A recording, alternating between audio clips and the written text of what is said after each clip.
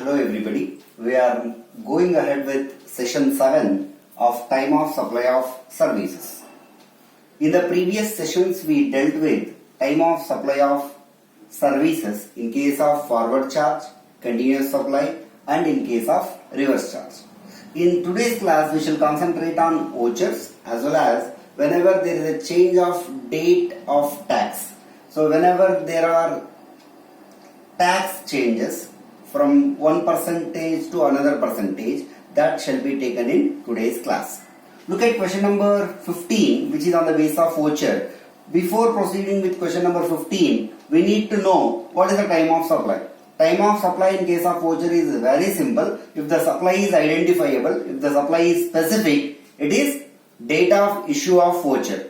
If the supply is not specific, if the supply is multiple, for example, I can buy anything, any kind of services I can take from one single supplier of services, then the time of supply should be date of redemption of voucher. So here we are focusing on if the supply is specific or identifiable, date of issue of voucher. If the supply is not identifiable, date of redemption of voucher.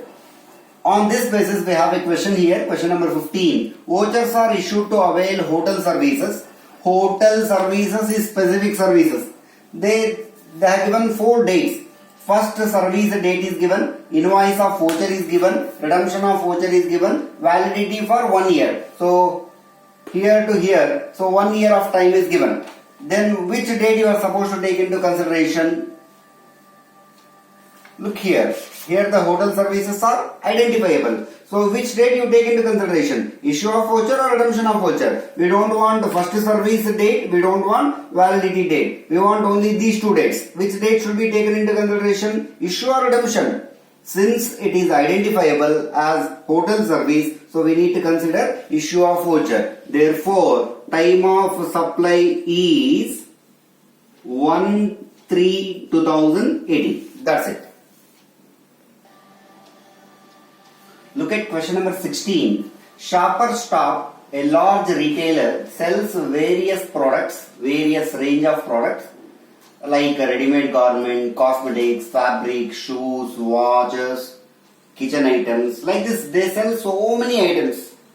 Whenever they sell so many items, they are also allowing customers to buy vouchers. Prospective customers, they are receiving vouchers from the Shoppers Stop store. So issue of vouchers is happening on 10th March 2018, whereas the customers are buying one of these products on 10th September 2018. Issued on 10th March but purchased on 10th September. In these 2 days, they are asking you to find what is the time of supply.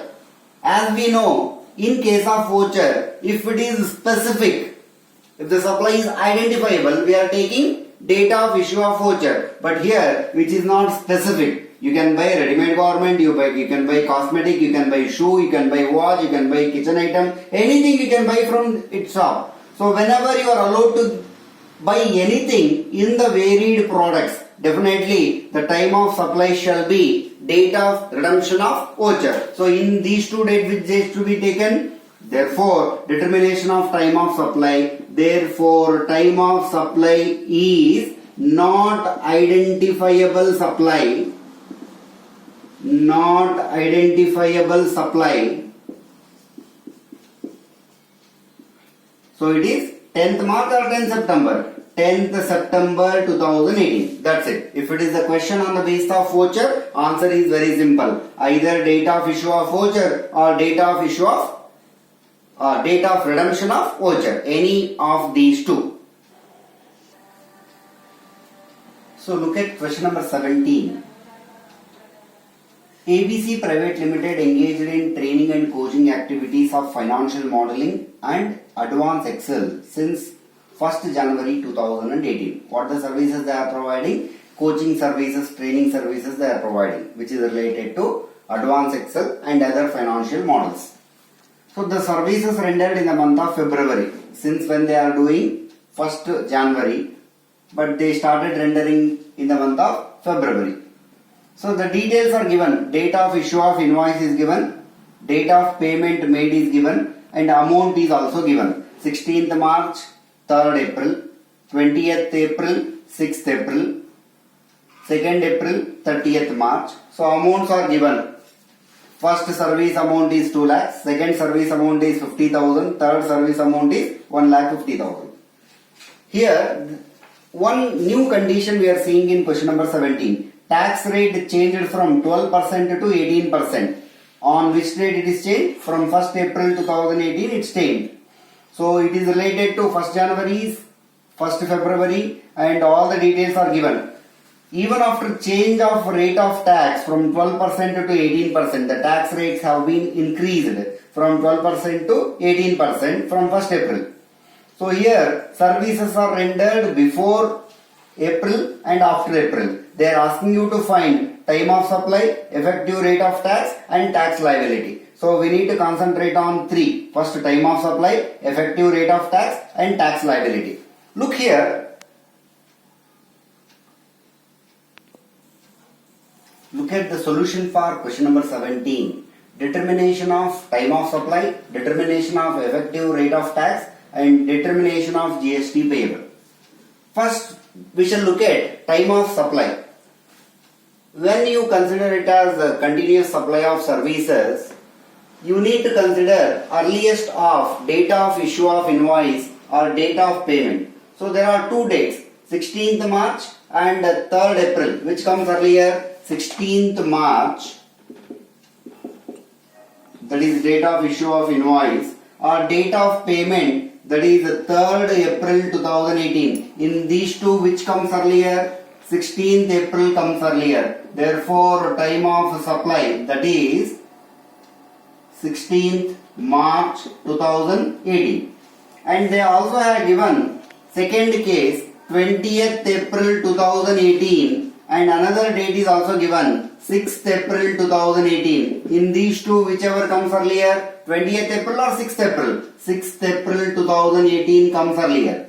And the third case is 2nd April 2018 is given and 30th March 2018 is given. In these two, which comes earlier? 30th March comes into picture. So time of supply we could determine.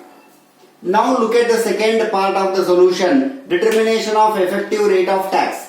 Always do remember, effective rate of tax can be determined on the basis of time of supply of goods or services. What is the time of supply?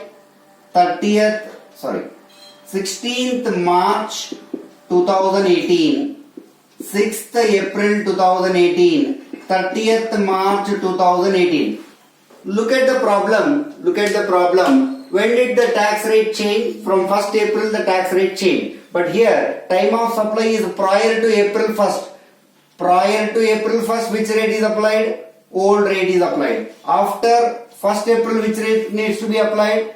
New rate needs to be applied. And in third case also, old rate is to be applied. So this is prior to 1/4/2018. Which rate? Old or new? Old rate.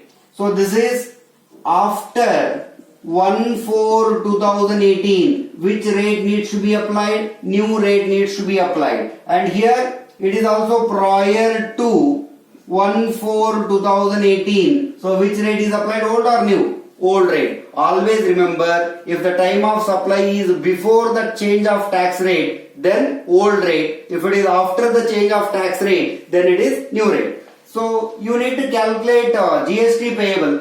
There are three amounts given. First case, second case, third case. What is the amount in first case? 2 lakh. 2 lakh. What is the amount in second case? 50,000. Amount in third case? 1,50,000. So amounts are given. You know old rate and new rate. What is the old rate here? For first one we need to apply old rate. What is the old rate here? 12%. And what is the new rate for second one? 18%. What is the old rate for third one? 18%. Sorry, 12%. 12%, 18%, 12% you are supposed to apply. 2 lakh into 12%, 24,000. Then 18% of 50,000, that is 9,000. 1,50,000 into 12%, 18,000. Always remember GST rate is very important. To determine GST payable, rates and amounts are important. To determine the effective tax rate, time of supply is important. And always remember time of supply in case of continuous supply of goods, date of issue of invoice or date of payment, whichever is earlier. This is the solution for question number 17. Thank you. By this we could complete all the sessions of time of goods, time of supply of goods as well as time of supply of services. Good luck.